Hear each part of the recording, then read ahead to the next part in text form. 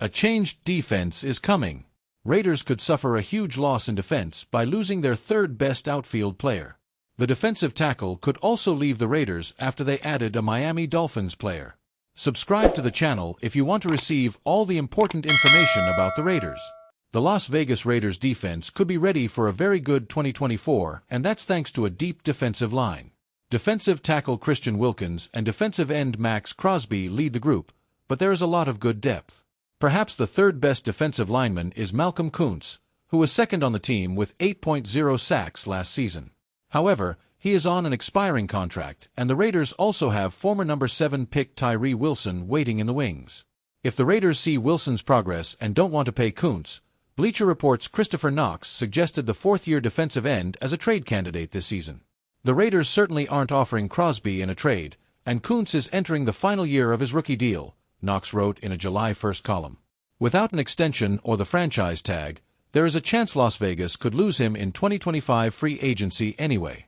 If moving him now could help bolster another position of need, the Raiders would have to at least consider it.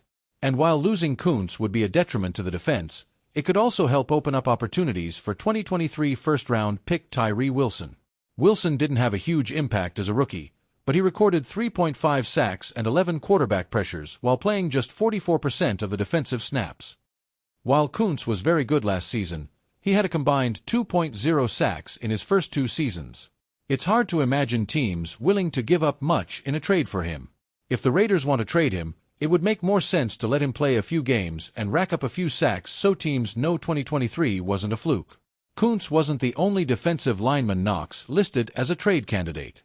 He also floated the idea that the team would trade defensive tackle Adam Butler.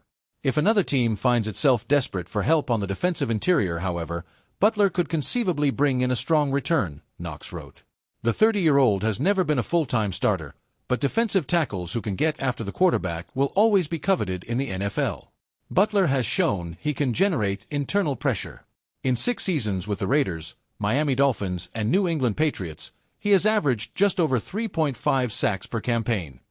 Butler didn't start a single game last season, so he's more of a depth piece. With the addition of Wilkins, the Raiders will have even fewer snaps to distribute. While the Raiders could extract some value from the depth of their defensive line, it doesn't make much sense to trade anyone right now. Koonce could still be an emerging player. Wilson didn't show enough as a rookie to warrant the Raiders passing on a player who could potentially be a Pro Bowler. Butler had 5.0 sacks last season, but he also has 30. The team is unlikely to get more than a 5th-round pick for him. The only reason the Raiders would start selling assets is due to a poor start to the season. At this point, it might be best to add some draft capital and better prepare the team for the future.